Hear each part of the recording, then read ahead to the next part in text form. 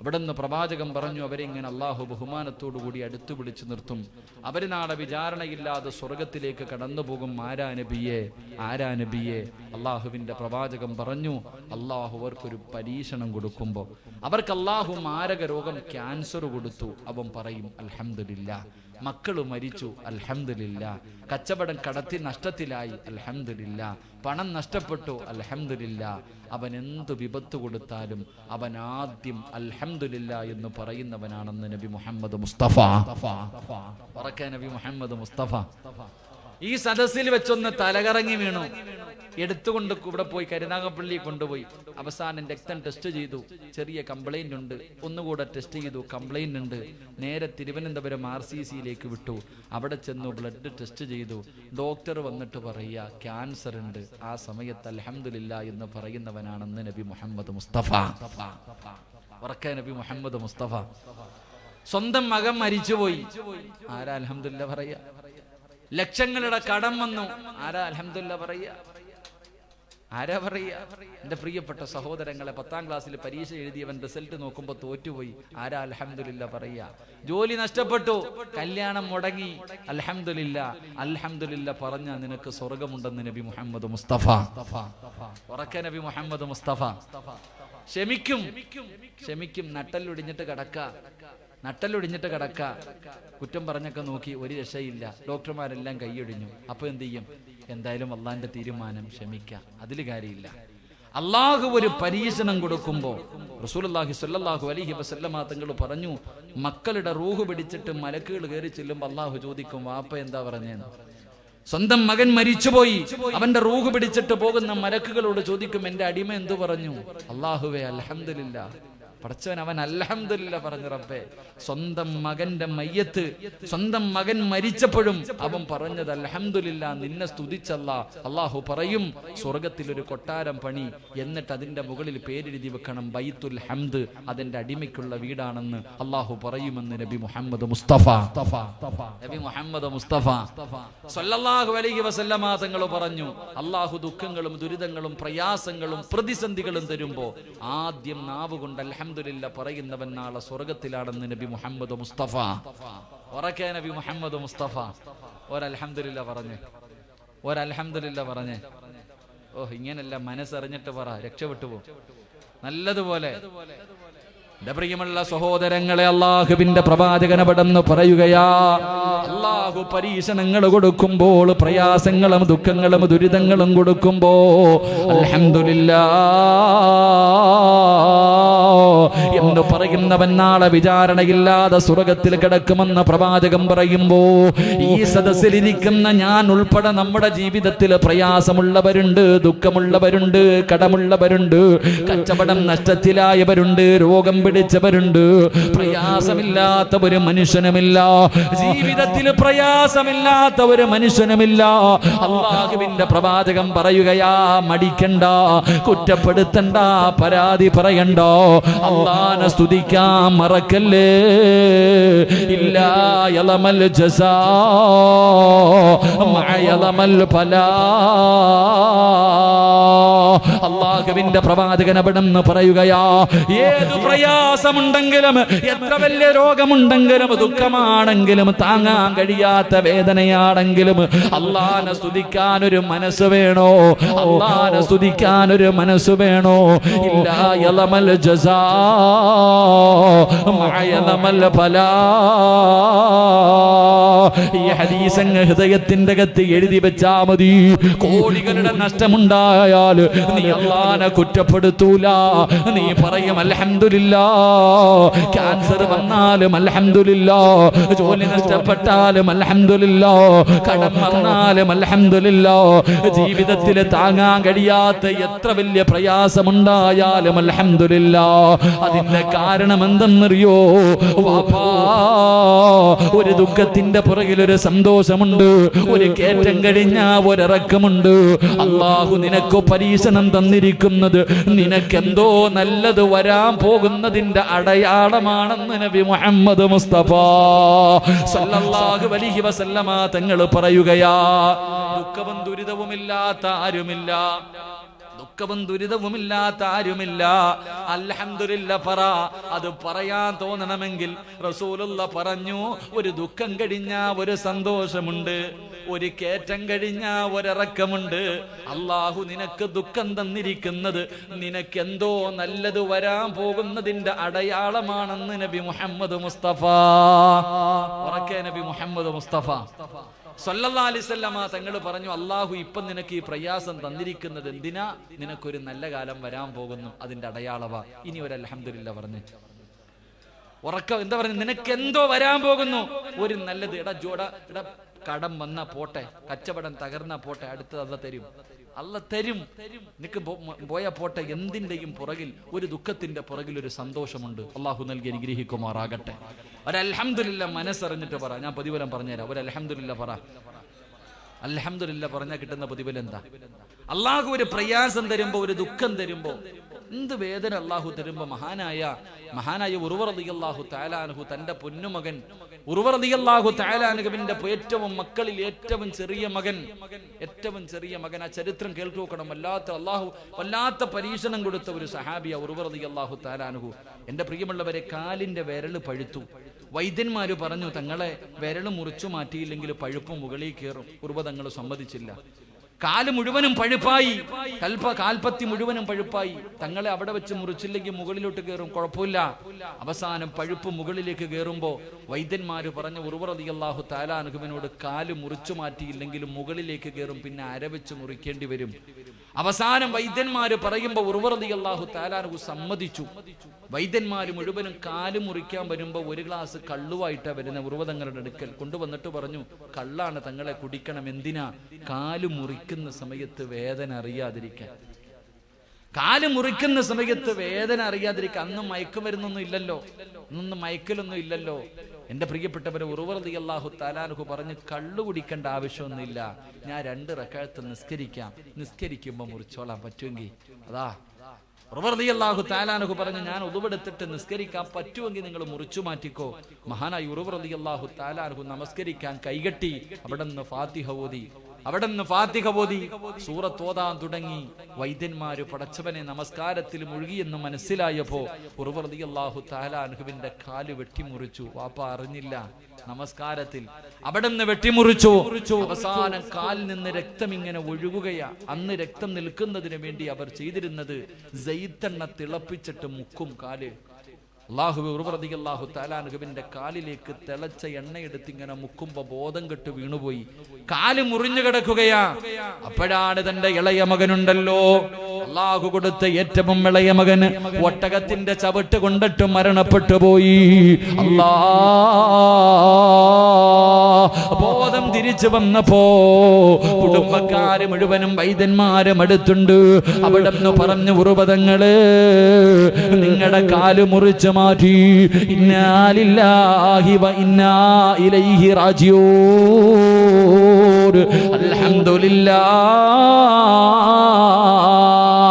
Urwa തങ്ങളെ ഏറ്റവും ഇളയ മകന് മരിച്ചുപോയി. ഇന്നാ ലില്ലാഹി അൽഹംദുലില്ലാഹ്. എല്ലാവരും അത്ഭുതത്തോടെ ചോദിക്കുമ്പോ അവിടെ നിന്ന് പറഞ്ഞു, 2 കാല് തന്നിട്ട് അല്ല ഒന്നല്ലേ എടുത്തുള്ളൂ, ഒന്നെനിക്ക് ബാക്കി വെച്ചല്ലോ. അൽഹംദുലില്ലാഹ്. എന്റെ മക്കളിൽ അല്ലാഹു ഒരാളെയല്ലേ തിരിച്ചെടുത്തുള്ളൂ, ബാക്കി മക്കളെ എനിക്ക് അല്ലാഹു നൽകിയല്ലോ. അൽഹംദുലില്ലാഹ്. എന്ത് പറഞ്ഞാലും അൽഹംദുലില്ലാഹ് പറഞ്ഞു. അല്ലാഹുവിന്റെ പ്രവാചകന്റെ മുന്നിലേക്ക് ഒരു സഹാബി കടന്നു വന്നു. അല്ലാഹുവിന്റെ റസൂൽ ചോദിച്ചു, യാ ഫുലാൻ. അവിടെ അല്ലാഹുവിന്റെ റസൂൽ ചോദിച്ചു, ഹാലുക, നിന്റെ അവസ്ഥ എന്താണ്, സുഖമാണോ എന്ന് ചോദിക്കുമ്പോ ആ ചെറുപ്പക്കാരൻ പറഞ്ഞു, അൽഹംദുലില്ലാഹ്. അല്ലാഹുവിന്റെ റസൂൽ അപ്പൊ തന്നെ ദുആ ചെയ്തു. കുറെ കഴിഞ്ഞൊരു ചെറുപ്പക്കാരൻ കേറി വന്നു. അല്ലാഹുവിന്റെ റസൂൽ ചോദിച്ചു, സുഖമാണോ? ആ ചെറുപ്പക്കാരൻ പറഞ്ഞു, സുഖമാണ് നബിയേ. അല്ലാഹുവിന്റെ റസൂൽ ദുആ ചെയ്തില്ല. ഈ ചെറുപ്പക്കാരൻ പറഞ്ഞു, നബിയേ എനിക്ക് വേണ്ടി ദുആ ചെയ്യണം, ഇപ്പൊ തന്നെ ദുആ ചെയ്യണം. പ്രവാചകൻ പറഞ്ഞു, നീ അൽഹംദുലില്ലാഹ് പറഞ്ഞിരുന്നെങ്കിൽ എത്രയോ നല്ലതായിരുന്നു. സുഖമാണോ എന്ന് ചോദിക്കുമ്പോ സുഖമാണെന്നല്ല പറയേണ്ടത്, അൽഹംദുലില്ലാഹ്. അല്ലാഹുവിനെ സ്തുതിച്ചിട്ടേ മറുപടി പറയാവൂ. അൽഹംദുലില്ലാഹ് പറഞ്ഞാ കിട്ടുന്ന പ്രതിഫലം എന്താ? മഹാനായ അബൂ തൽഹ റളിയല്ലാഹു തആല അൻഹു തനിക്കൊരു പൊന്നുമോനുണ്ടായിരുന്നു. മകനോട് വല്ലാത്ത സ്നേഹമാണ്, വാപ്പയും മകനും വല്ലാത്ത സ്നേഹത്തിലാണ്. അവസാനം എന്റെ പ്രിയമുള്ളവരെ, അബൂ തൽഹ റളിയല്ലാഹു തആല അൻഹു ഒരു യാത്രയ്ക്ക് വേണ്ടി തയ്യാറെടുക്കുകയാ. അവസാനം യാത്ര തുടങ്ങുമ്പോ തന്റെ പ്രിയപ്പെട്ട പൊന്നുമോനെ കെട്ടിപ്പിടിച്ച് ചുടുചുംബനം കൊടുത്തിട്ട് ഭാര്യയുടെ കയ്യിൽ കൊടുത്തിട്ട് പറഞ്ഞു, എന്റെ പൊന്നുമോന് നീ നല്ലതുപോലെ നോക്കട്, എന്റെ പൊന്നുമോനെ നല്ലതുപോലെ നോക്കട് എന്ന് പറഞ്ഞ് കയ്യിൽ പിടിച്ചു കൊടുത്തിട്ട് അബൂ തൽഹ റളിയല്ലാഹു തആല അൻഹു യാത്ര തുടങ്ങുകയാ. പടച്ചവനെ, ദിവസങ്ങൾ കഴിഞ്ഞു, തന്റെ പൊന്നുമോന് പനി പിടിക്കുകയാണ്. എന്ത് മരുന്ന് കഴിച്ചിട്ടും പനി മാറുന്നില്ല, രോഗം ഇങ്ങനെ വർദ്ധിക്കുകയാണ്. അവസാനം തന്റെ പൊന്നാര മകനങ്ങ് മരണപ്പെടുകയോ. വാപ്പ നാട്ടിലില്ല, ഉമ്മ മാത്രമാണുള്ളത്, ഉമ്മ മാത്രമാണുള്ളത്. തന്റെ പൊന്നുമകനും മരിച്ചു കിടക്കുകയാണ്. ഉമ്മു സുലൈ റളിയല്ലാഹു തആല അൻഹ അല്ലാഹുവിന്റെ പ്രവാചകന്റെ മുന്നിലേക്ക് ചെന്നിട്ട് പറഞ്ഞു, നബിയേ, എന്റെ പൊന്നുമോ പോയി നബിയേ, എന്റെ പൊന്നുമോ പോയി നബിയേ.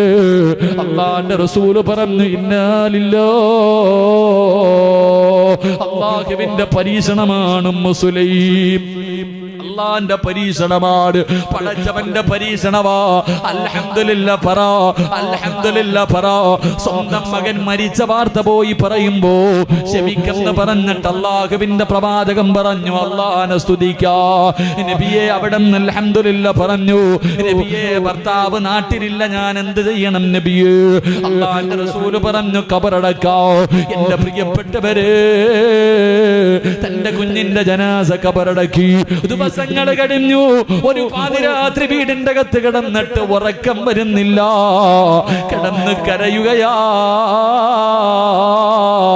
എന്തിനെന്നറിയോ? രാവിലെ ഭർത്താവ് യാത്ര കഴിഞ്ഞു മടങ്ങി വരികയാണ്. മോ മരിച്ചതറിഞ്ഞിട്ടില്ല, പൊന്നുമോ മരിച്ചുപോയ കാര്യം അറിഞ്ഞിട്ടില്ല. രാവിലെ ഭർത്താവ് വീട്ടിൽ കയറി വരുമ്പോ എങ്ങനെയാ പറയുന്നത്, എന്താണ് പറയേണ്ടത്? ഉമ്മു സുലൈം കിടന്ന് കരയുകയാണ്. അവസാന സുബഹിക്ക് ബാങ്ക് വിളിക്കുമ്പോ അതാ രാവിലെ പടച്ചവരെ അബൂ തൽഹ റളിയല്ലാഹു തആല അൻഹു കടന്നു വരികയാ. ഉമ്മു സുലൈം കുളിച്ചൊരുങ്ങിയിട്ട് വീടിന്റെ കവാടത്തിൽ ഇങ്ങനെ കാത്തു നിൽക്കുകയാണ്. ഭർത്താവ് വീട്ടിൽ വന്നു സലാം പറഞ്ഞു. വീടിന്റെ അകത്ത് കയറിയപ്പോഴേ, എന്റെ മോനെ വിട്, എന്റെ മോനെ വിട്. ഉമ്മു സുലൈം പറഞ്ഞു, നമ്മുടെ പൊന്നുമകൻ ഒരു സ്ഥലം വരെ പോയിരിക്കുകയാ. അല്ലാഹ്, ഭർത്താവിനെ കടിക്കാൻ ഭക്ഷണം കൊടുത്തു, എല്ലാം ചെയ്തു കൊടുത്തു. അവസാനം ചിന്തിച്ചു, പടച്ചവനെ, പോയിട്ട് ദിവസങ്ങളായി, എന്റെ ഭർത്താവിന് ആഗ്രഹമുണ്ടാകുമല്ലോ, സാധിച്ചു കൊടുക്കൽ എന്റെ കടമയാണല്ലോ.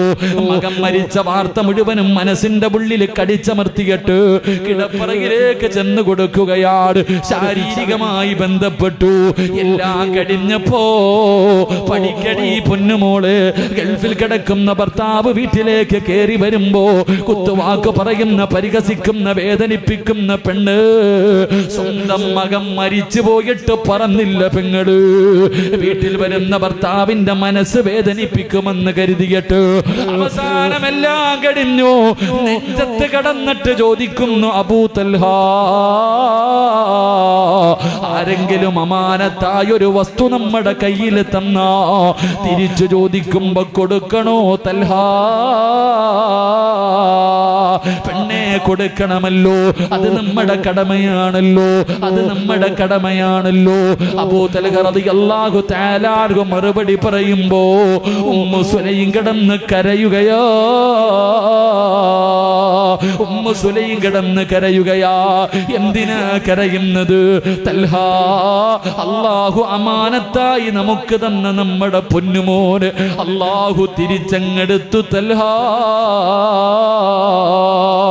അബൂ തൽഹ റളിയല്ലാഹു തആല അൻഹുവിന്റെ ഹൃദയം പിടയുന്ന വേദനയോ. പൊന്നുമോ മരിച്ചുപോയെന്ന് കേൾക്കുമ്പോ വീടിന്റെ അകത്ത് കിടന്ന് കരയുകയാണ്. വീടിന്റെ അകത്ത് കിടന്ന് കരയുകയാ. ഏറ്റവും വലിയ വേദന എന്തെന്നറിയോ? ഭാര്യ പറഞ്ഞില്ല എന്ന കാരണമാണ്. അവസാനം അല്ലാഹുവിന്റെ റസൂലിന്റെ മുന്നിൽ പരാതിയെത്തി. ഇല്ല നബിയേ, ഇവളെന്നെ ചതിച്ചു നബിയേ, ഇവളെന്നോട് പറഞ്ഞില്ല നബിയേ. അല്ലാഹുവിന്റെ പ്രവാചകൻ പ്രവാചകം ചോദിച്ചു, അബൂ തൽഹാ, നിനക്കിതുപോലെ അള്ളാഹു ഒരു നല്ല ഭാര്യയെ നൽകിയില്ലേ? അവൾ നിന്നെ വേദനിപ്പിച്ചില്ലല്ലോ, നിന്റെ എല്ലാ ആഗ്രഹങ്ങളും സാധിച്ചു തന്നല്ലോ. ഏറ്റവും കൂടുതൽ വേദന അവൾക്കല്ലേ? ക്ഷമിക്കബൂ തൽഹാ, അൽഹംദുലില്ലാ പറ. എന്നിട്ട് അള്ളാന്റെ റസൂല് പറഞ്ഞ മറുപടി എന്തെന്നറിയുമോ? നിങ്ങൾ ബന്ധപ്പെട്ടതിലൂടെ അള്ളാഹു നിങ്ങൾക്കൊരു പൊന്നുമോനെ തരും, അള്ളാഹു ബർക്കത്ത് ചെയ്യും. പറഞ്ഞേക്കുകയാണ്. ഉമ്മു സുലൈം മാസങ്ങൾ കഴിഞ്ഞു ഗർഭിണിയായി. 9.5 മാസം കഴിഞ്ഞു. Ummu Sulaim പ്രസവിക്കുകയാണ്. ഒരാൺകുഞ്ഞിന് ജന്മം നൽകി. പ്രസവം കഴിഞ്ഞപ്പോ അബൂ തൽഹ റളിയല്ലാഹു തആല അൻഹു വിളിച്ചു പറയുന്നു, ഉമ്മു സുലൈം, പാല് കൊടുക്കല്ലേ, പാല് കൊടുക്കല്ലേ. ഓടിച്ചെന്ന് തന്റെ കുഞ്ഞിനെ വാരിയെടുത്തുകൊണ്ട് ഇലാ ഹദ്റത്തി റസൂലില്ലാഹ്, അല്ലാഹുവിന്റെ പ്രവാചകന്റെ മുന്നിലേക്ക് ഓടുകയാണ്. നബിയേ, അല്ലാഹു എനിക്ക് സന്തോഷം നൽകി നബിയേ, എനിക്ക് പടച്ചവൻ സമ്മാനം നൽകി നബിയേ. ഓടിച്ചെന്നിട്ട് പ്രവാചകന്റെ കയ്യിൽ കൊടുത്തു. റസൂലുള്ളാഹ് ബാങ്ക് ഇഖാമത്തും കൊടുത്തു. അബ്ദുള്ള എന്ന് പേരിട്ടു. പ്രവാചകൻ തന്നെ മദിരം കൊടുത്തു. അൽഹംദുലില്ലാഹയുടെ പ്രതിഫലം കേൾക്കണ്ടേ, അൽഹംദുലില്ലാഹയുടെ പ്രതിഫലം കേൾക്കണ്ടേ. ആ പൊന്നുമകൻ അല്ലാഹുവിന്റെ ഖുർആൻ മുഴുവനും കാണാതെ പഠിച്ചു. ആ പൊന്നുമോൻ ഹാഫിളായി. അൽഹംദുലില്ലാഹയുടെ പ്രതിഫലം. റസൂലുള്ളാഹ് ബാങ്ക് കൊടുത്തു, ഇഖാമത്ത് കൊടുത്തു, പേരിട്ടു, മദിരം കൊടുത്തു. ആ പൊന്നുമോൻ അല്ലാഹുവിന്റെ ഖുർആൻ മുഴുവനും കാണാതെ പഠിച്ചു. അവിടെ യുവാവായി, വിവാഹം കഴിച്ചു. 11 മക്കൾ ജനിച്ചു. 11 മക്കളും ഹാഫിള എന്ന ചരിത്രം പഠിപ്പിക്കുമ്പോ ഒരൽഹംദുലില്ലാഹയുടെ പ്രതിഫലമാ, ഒരൽഹംദുലില്ലാഹയുടെ പ്രതിഫലമാ. അതുകൊണ്ട് പ്രിയമുള്ളവര്, നാളെ പടച്ച റബ്ബിന്റെ സ്വർഗ്ഗത്തിലേക്ക് വിചാരണയില്ലാതെ കടന്നു പോകുന്ന 6 വിഭാഗത്തിൽ 3ാമത്തെ വിഭാഗം ആരെന്നറിയുവോ? അല്ലാഹു ഒരു വേദന കൊടുക്കുമ്പോ അൽഹംദുലില്ലാഹ്, സർവസ്തുതിയും നിനക്കാണല്ലാഹ്, അൽഹംദുലില്ലാഹ് എന്ന് പറയുന്ന മനുഷ്യർ വയദ്ഖുലൂനൽ ജന്ന ബിഗൈരി ഹിസാബ്,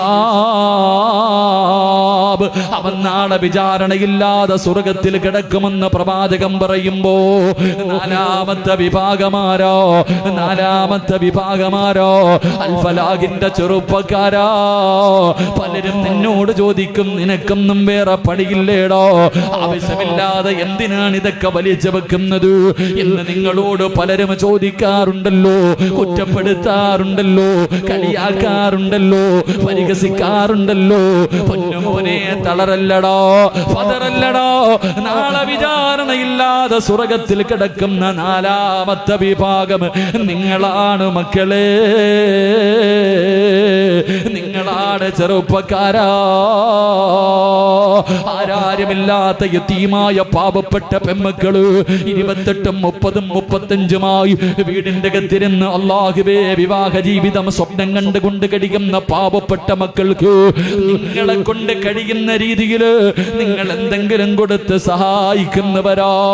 നിങ്ങൾക്ക് അല്ലാഹു പരിശുദ്ധമായ ഖുർആൻ എടുത്ത് നോക്കൂ. വയുതഇമൂന തആമ അലാ ഹുബ്ബിഹി മിസ്കീനൻ വയതീമൻ വഅസീറാ ഇന്നമാ നുതഇമുകും ലിവജ്ഹില്ലാഹ് ലാ നുരീദു മിൻകും ജസാഅൻ വലാ ശുകൂറാ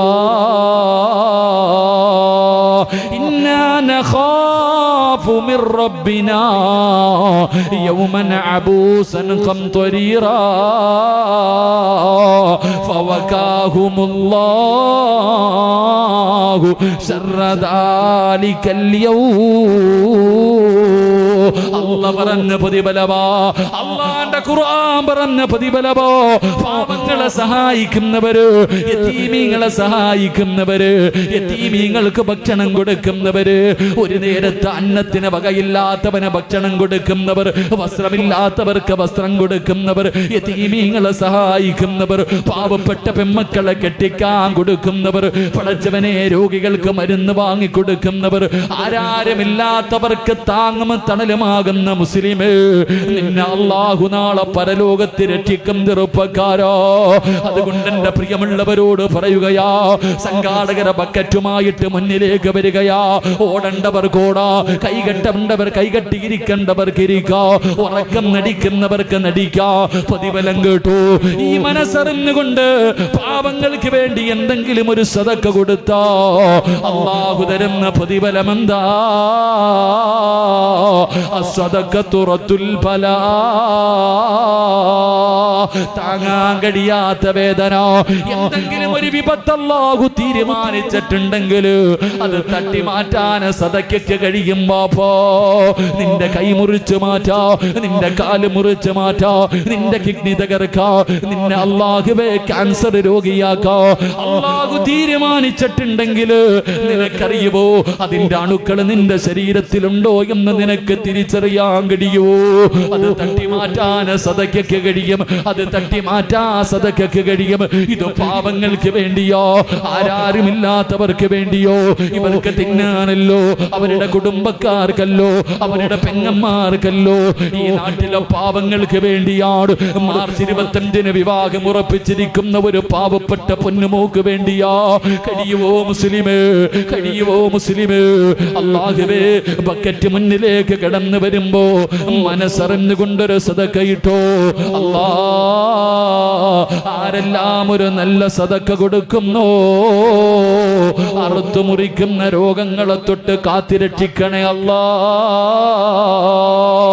ഏതെങ്കിലും ഒരു മാരക രോഗത്തിന്റെ അണുക്കള് ഇവരുടെ ശരീരത്തിലുണ്ടെങ്കിൽ ഈ സദക്കയുടെ ബറക്കത്ത് കൊണ്ട് കരിച്ച് കളയണേ അല്ലാ.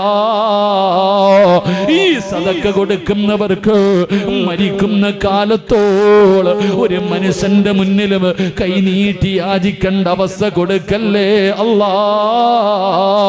വെള്ളിയാഴ്ച പിരിവെടുത്തിട്ട് സംഘടനകളുടെ ഓഫീസിന്റെ മുന്നില്, പള്ളിയുടെ മുന്നില്, പണക്കാരന്മാരുടെ വീടിന്റെ മുന്നില് പോയി യാചിച്ചിട്ട് കുടുംബത്തെ പോറ്റേണ്ട ഒരു ഗതികേട് ഇവർക്ക് കൊടുക്കല്ലേ അല്ലാ. ഈ സദക്ക അതിനൊരു സബബാക്കണേ റബ്ബേ.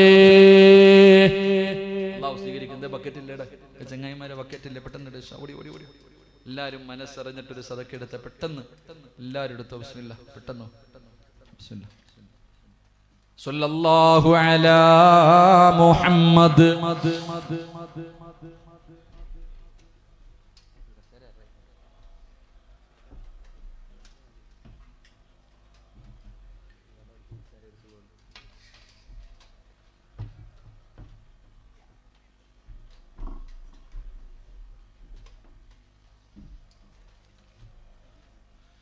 സല്ലല്ലാഹു അലൈഹി വസല്ലം. അല്ലാഹുമ്മ സ്വല്ലി അലാ മുഹമ്മദ് യാ റബ്ബി സ്വല്ലി അലൈഹി വസല്ലം. അല്ലാഹു സ്വീകരിക്കുമാറാകട്ടെ, അല്ലാഹു സ്വീകരിക്കുമാറാകട്ടെ. എൻ്റെ പ്രിയമുള്ളവരെ, ബക്കറ്റിൽ പൈസ ഇട്ട ഒരു പ്രതിഫലം കേട്ടോ, നേരെ ഇരുന്ന് കേൾക്ക്. അല്ലാഹു നിങ്ങൾക്ക് തരുന്ന പ്രതിഫലം പറഞ്ഞിട്ട് നമുക്ക് ദുആ ചെയ്യാം. അല്ലാഹു നിങ്ങൾക്ക് തരുന്ന ഈ ബക്കറ്റിൽ ഇതെന്തിനാ ഇവിടെ, എന്തിനാ? ഇവര് 25-ാം തീയതി നടക്കുന്ന കല്യാണം കഴിഞ്ഞ വർഷം പിരിച്ച സ്വർണ്ണത്തിൻ്റെ ആണ്.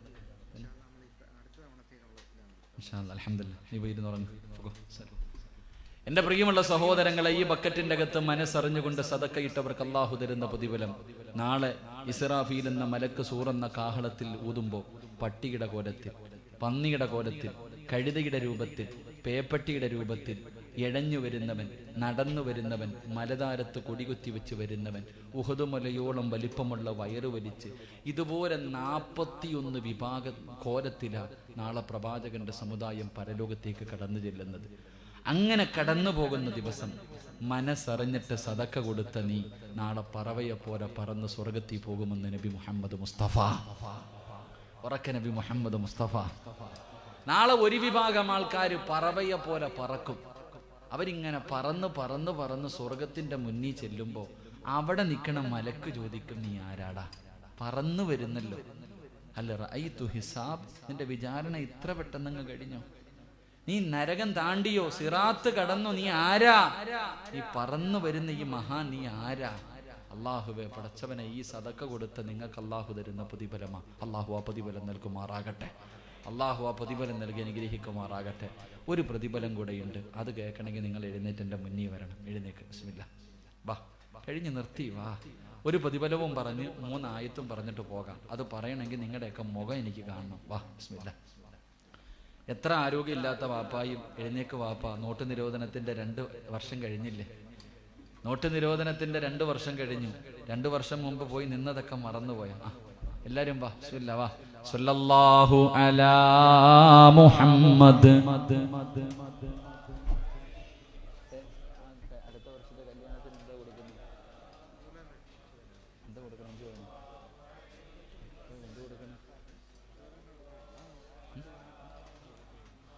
യാ റബ്ബി സല്ലി അലൈഹി വസല്ലിം. അല്ലാഹു സ്വീകരിക്കുമാറാകട്ടെ. ഇങ്ങോട്ട് ബാക്കി എന്തിപ്പാ പള്ളിക്കുഴി പോണ നിങ്ങൾ ഇനിയിപ്പോൾ എന്ത്? നാളെ ഈ സമയത്ത് കുമ്മന ഉസ്താദ് വഴുതു പറയും നമ്മളവിടെ കിടന്ന് കൊള്ളുമായിരിക്കും. ചിലപ്പോൾ ഈ നിന്നതിൻ്റെ പേരിലായിരിക്കും രക്ഷപ്പെടുന്നത്. ഈ നിന്ന ഒറ്റ കാരണം എന്ത്? ചാകാൻ കിടന്ന ഒരു പട്ടിക്ക് വ്യഭിചാരിയായ ഒരു പെണ്ണ് വെള്ളം കൊടുത്തപ്പോൾ അള്ളാഹു സ്വർഗം കൊടുത്തെന്ന് നബി മുഹമ്മദ് മുസ്തഫ. ചിലപ്പോൾ ഈ നിന്നത് കൊണ്ടായിരിക്കും രക്ഷപ്പെടുന്നത്. ഇങ്ങോട്ട് ഇറങ്ങിക്കോ. പോകേണ്ടവരൊക്കെ അതിലിറങ്ങിപ്പോ, അല്ലാത്തവർ ഇങ്ങോട്ട് വാ. അപ്പോൾ ഒന്ന്, എൻ്റെ പ്രിയമുള്ള സഹോദരങ്ങളെ, ഈ വർഷത്തേക്ക് ഞാൻ ചോദിക്കുന്നില്ല. അടുത്ത വർഷമല്ലേ കല്യാണം? അടുത്ത വർഷമല്ലേ? മാർച്ചിലാണ് നടത്തുന്നത് അല്ലല്ലോ? അടുത്ത 3ാമത്തെ വാർഷികത്തിൽ നടക്കുന്ന ഒരു കല്യാണത്തിന് വേണ്ടിയേ ഞാൻ ചോദിക്കുന്നത്. അള്ളാഹു ആയുസ് തരുമാറാകട്ടെ. അള്ളാഹു ആയുസ് തരുമാറാകട്ടെ. നിങ്ങൾ ആരെങ്കിലും നിങ്ങളെ കൊണ്ട് അള്ളാഹു നിങ്ങൾക്ക് തന്നതിൽ നിന്നൊരൽപ്പം കൊടുത്താൽ അള്ളാഹു തരുന്ന പ്രതിഫലം പറവയെപ്പോലെ പറക്കാം. അള്ളാഹു ഭാഗ്യം തരുമാറാകട്ടെ. ഇത് ബക്കറ്റി പൈസ ഇട്ടവർക്കുള്ളത്. ഇനി നിങ്ങൾക്ക് അള്ളാഹു തരുന്ന പ്രതിഫലം കേട്ടോ. ഒന്ന്, നിങ്ങൾ ആരെങ്കിലും, ഞാൻ ഒരാളോടും പറഞ്ഞു വെച്ചിട്ടില്ല, നിങ്ങൾ തരുന്നതും തരാതിരിക്കണൊക്കെ നിങ്ങളുടെ ഇഷ്ടം. കാരണം അള്ളാഹു ഇഷ്ടപ്പെട്ടവർക്കേ സദക്ക കൊടുക്കാൻ കഴിയൂ എന്ന് നബി മുഹമ്മദ് മുസ്തഫ. അള്ളാഹു തോന്നൽ കൊടുത്താലേ കൊടുക്കാൻ പറ്റൂ.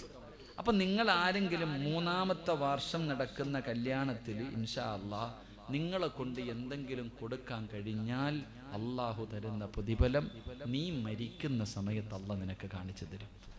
അള്ളാഹുവിന്റെ വിശുദ്ധമായ ഖുർആൻ പറഞ്ഞു, 70,000 മലക്കുകളുടെ നേതൃത്വത്തിലാണ് മലക്കുൽ മൗത്ത് ഇറങ്ങി വരുന്നത്. അള്ളാഹു ആലം. അള്ളാഹു നമ്മളോട് കരുണ കാണിക്കുമാറാകട്ടെ. 70,000 മലക്കുകൾ അടങ്ങുന്ന ഒരു സൈന്യം നമ്മുടെ മുന്നിലേക്ക് കടന്നു വരും. കാണുമ്പോഴേ വീഴും. ഖുർആനാ പറഞ്ഞ കാണും. ഞാനും കാണും, നിങ്ങളും കാണും. ആ കാണേണ്ട താമസം പിടഞ്ഞങ്ങോട്ട് വീഴും. ഈ 70,000 മലക്കുകൾ ചുറ്റുഭാഗത്ത് നിന്നിട്ട് റൂഹ് അങ്ങോട്ട് വലിച്ചു പറിക്കുന്ന സമയം വഅബ്ശിറൂ ബിൽ ജന്ന, ഈ കൊടുത്ത സദക്കയുടെ പ്രതിഫലമായ സ്വർഗം നിനക്ക് കാണിച്ചു തരും. അത് കണ്ടട്ടെ നീ മരിക്കൂ എന്ന് അഷ്റഫുൽ ഖൽഖ് നബി മുഹമ്മദ് മുസ്തഫ. 1ാമത്തെ പ്രതിഫലം, ഈ നാട്ടിലെ ഒരു പാവപ്പെട്ട ആരാരുമില്ലാത്ത ഒരു പെൺകുട്ടിക്ക് അവളുടെ കണ്ണുനീരൊപ്പാൻ ആ പാവത്തിന്റെ ഉപ്പയുടെ സ്ഥാനത്ത് നിന്ന്, ഒരു കൂടപ്പറപ്പിന്റെ സ്ഥാനത്ത് നിന്ന് എന്തെങ്കിലും ഒരു സഹായം നിങ്ങൾ ചെയ്താൽ നീ മരിക്കുമ്പോൾ അതിന്റെ പ്രതിഫലം കണ്ടട്ടെ മരിക്കൂ എന്ന് നബി മുഹമ്മദ് മുസ്തഫ. നബി മുഹമ്മദ് മുസ്തഫ സല്ലല്ലാഹു അലൈഹി വസല്ലം. 2 എന്റെ പ്രിയമുള്ളവരെ, 2ാമത്തെ പ്രതിഫലം നിങ്ങൾ നിന്ന് കേൾക്കേണ്ടതാണ്. സഹോദരിമാര് പറയും, സിറാജ് ഉസ്താദേ ഒരു ചരിത്രം പോലും പറഞ്ഞില്ലല്ലോ, ഞങ്ങൾക്ക് വേണ്ടി ഒരു ചരിത്രം പോലും പറഞ്ഞില്ലല്ലോ. എന്റെ കരുനാഗപ്പള്ളിയുടെ പരിസര പ്രദേശത്തിലുള്ള പെങ്ങന്മാരെ, അള്ളാഹുവിന്റെ പ്രവാചകന്റെ പ്രിയപ്പെട്ട ഭാര്യ മഹദി ഖദീജ ബീവി റളിയല്ലാഹു തആല അൻഹ 25ാമത്തെ വയസ്സിൽ ലോകത്തിന്റെ നേതാവ് വിവാഹം കഴിച്ചു. ഖദീജാന് 40 വയസ്സായിരുന്നു. അവരുടെ കുടുംബജീവിതം 25 കൊല്ലമായിരുന്നു. 65ാമത്തെ വയസ്സിൽ മഹദി ഖദീജ ബീവി റളിയല്ലാഹു തആല അൻഹ അവിടുന്ന് മരണമെടുത്തപ്പോ കുളിച്ചൊരുങ്ങി നല്ല വസ്ത്രവും ധരിച്ചിട്ട് വീടിന്റെ മുന്നിൽ കാത്തു നിൽക്കുകയാ. അതാ ലോകത്തിന്റെ നേതാവ് വീടിന്റെ അകത്തേക്ക് കടന്നു വന്നു. കഴിക്കാൻ ഭക്ഷണം കൊടുത്തു. 65 വയസ്സുള്ള ഖദീജ ബീബി റളിയല്ലാഹു തആല അൻഹ അല്ലാഹുവിന്റെ പ്രവാചകന്റെ മടിത്തട്ടിലേക്ക് തലവെച്ച് കിടന്നു. എന്നിട്ട് അല്ലാഹുവിന്റെ റസൂലിന്റെ മുഖത്ത് നോക്കി ചിരിക്കുകയാ. എന്തേ ഖദീജ, എന്തേ ഖദീജ, എന്തൊരു പ്രകാശമാണ് നബിയേ, 25 കൊല്ലമായിട്ട് കാണുന്നതല്ലേ ഖദീജ. ഖദീജ ബീബി റളിയല്ലാഹു തആല അൻഹ പെട്ടെന്ന് അല്ലാഹുവിന്റെ റസൂലിന്റെ കയ്യിൽ പിടിച്ചിട്ട് ചോദിച്ചു, യാ റസൂലല്ലാഹ്, ഖദീജ പോകുകയാ. 25 കൊല്ലത്തിന്റെ ഇടയിൽ അങ്ങയുടെ മനസ്സിന് വേദനയുണ്ടാക്കുന്ന എന്തെങ്കിലും നാം പറഞ്ഞു പോയിട്ടുണ്ടെങ്കിൽ എനിക്ക് പൊരുത്തപ്പെട്ട് തരണേ യാ റസൂലല്ലാഹ്. ഭാര്യ ഭർത്താവിനോട് പൊരുത്തം ചോദിക്കുകയാ. ഭർത്താവിരുന്ന് കരയുകയാണ്. ഒരു ഭാര്യ ഭർത്താവിന്റെ അടുക്കൽ പൊരുത്തം ചോദിച്ചപ്പോ റസൂലുള്ള ഇരുന്ന് കരയുകയാ.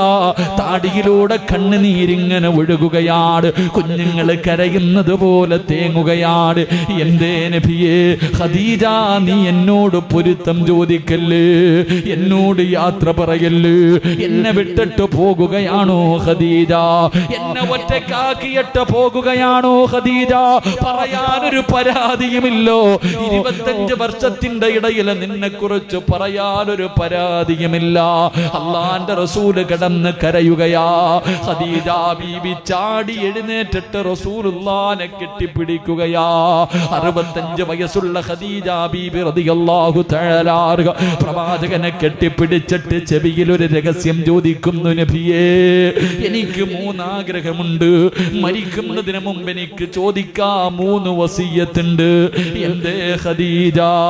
നബിയേ എന്റെ ജനാസ നിങ്ങൾ കുളിപ്പിക്കണം നബിയേ. ഒരു ഭാര്യയുടെ മോഹവാവുമ്മ.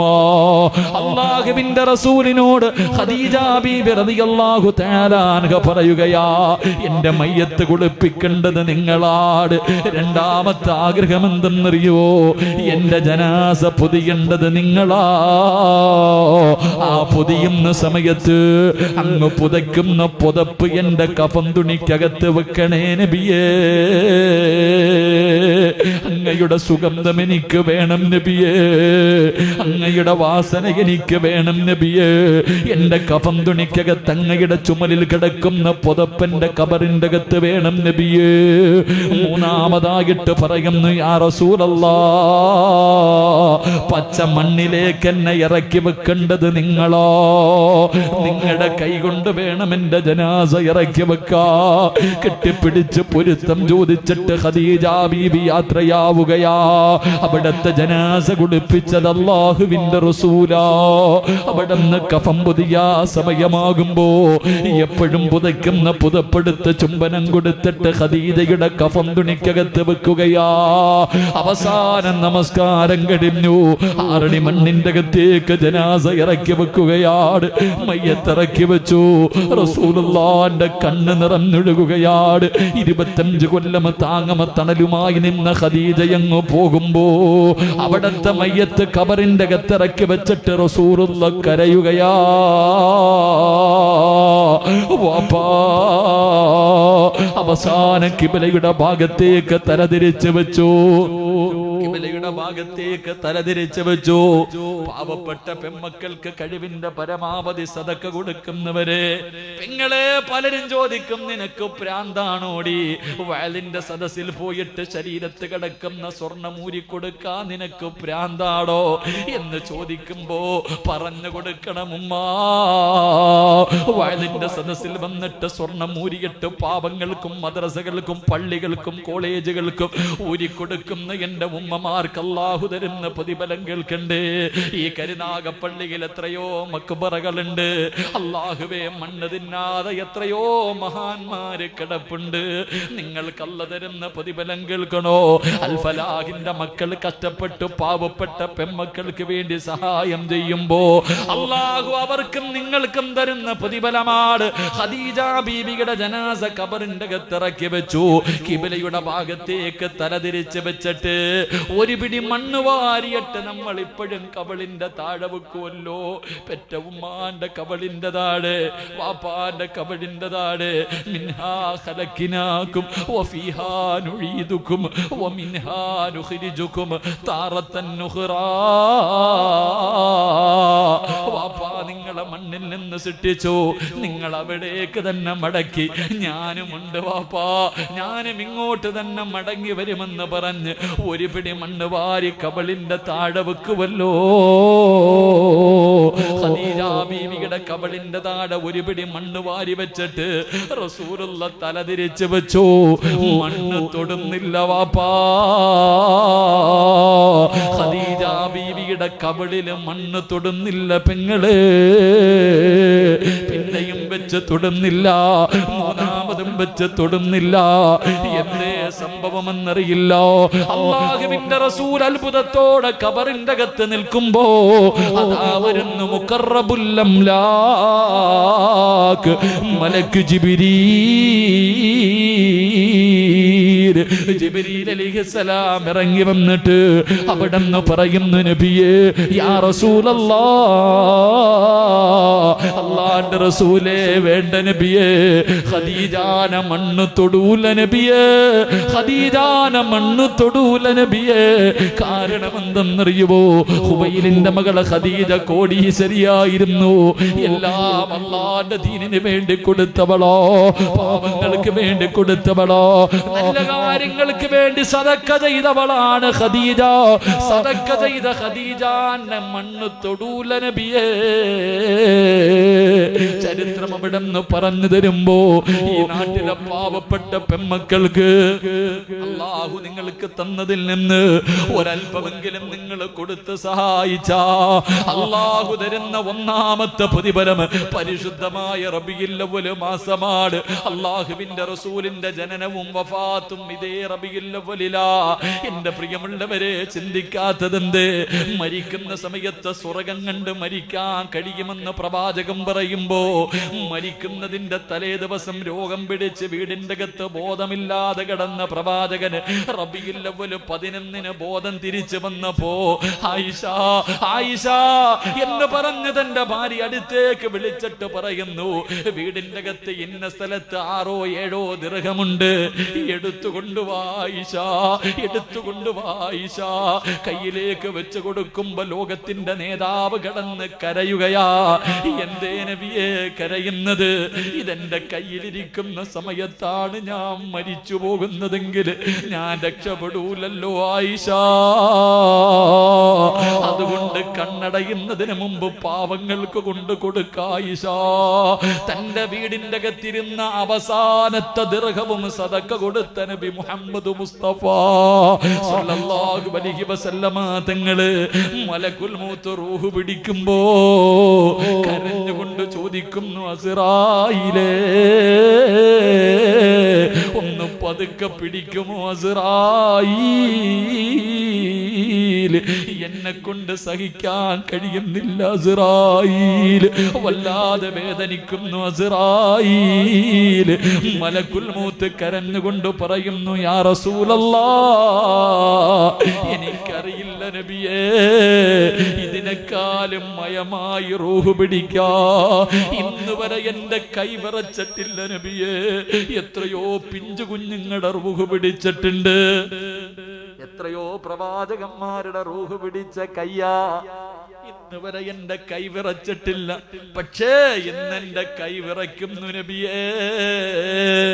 ഇതിനേക്കാളും മയമായി എനിക്ക് പിടിക്കാനറിയില്ല, വേദന സഹിക്കാൻ കഴിയാതെ അല്ലാഹുവിന്റെ റസൂല് പോലും പറഞ്ഞുപോയി, ആയിഷ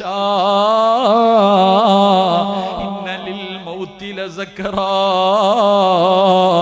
ലോകത്തിന്റെ നേതാവ് പോലും പറഞ്ഞു പോയെങ്കിൽ വാപ്പാ ചിന്തിച്ചിട്ടുണ്ടോ? എന്റെയും നിങ്ങളുടെയും മരണത്തെ കുറിച്ച് എന്തേ ആലോചിക്കാത്തത്? എത്രയോ പേരുടെ മയ്യത്ത് കണ്ടിട്ടുണ്ട്, മുഖമെല്ലാം കറുത്ത്, കണ്ണ് തെള്ളിയിട്ട്, വായിലൂടെ പതയും നുരയും ഒലിപ്പിച്ച് മരിക്കുന്ന സമയത്ത് മൃഗങ്ങൾ കിടന്ന് വലിക്കുന്നത് പോലെ, മൃഗങ്ങൾ കിടന്ന് മുക്രയിടുന്നത് പോലെ വലിച്ചു വലിച്ച് കിടന്ന കിടപ്പിൽ കിടന്ന് മലമൂത്ര വിസർജനം നടത്തി എത്ര മയ്യത്ത് കണ്ടു വാപ്പ. വാപ്പാ. അതുകൊണ്ട് എന്റെ പ്രിയമുള്ളവരെ, ഈ നാട്ടിലെ പാവങ്ങൾക്ക് മുമ്പ്, പാവപ്പെട്ട പെൺകുട്ടികൾക്ക് അടുത്ത വർഷത്തിന് മുമ്പ് കൊടുത്താ മതി. 3ാമത് വാർഷികത്തിനാണ്. അന്ന് നിങ്ങൾ ആരെങ്കിലും അല്ലാഹു ആയുസ് തന്നാ കൊടുത്താ, മരണവേദന സഹിക്കാൻ കഴിയാതെ കിടന്ന് പിടയുന്ന സമയത്ത് മലക്ക് ചോദിക്കും, എന്തിനാ വാപ്പാ കരയുന്നത്? എന്തിനാ മോളെ കരയുന്നത്? നീ പാവങ്ങളെ സഹായിച്ചവരല്ലേ, യതീമീങ്ങൾക്ക് തണലായവരല്ലേ, ഒരു പാവപ്പെട്ട പെണ്ണിന്റെ കണ്ണുനീരൊപ്പിയവരല്ലേ. നിനക്ക് അല്ലാഹു തരുന്ന പ്രതിഫലം കാണണ്ടേ? വഅബ്സിറൂ ബിൽ ജന്നാ.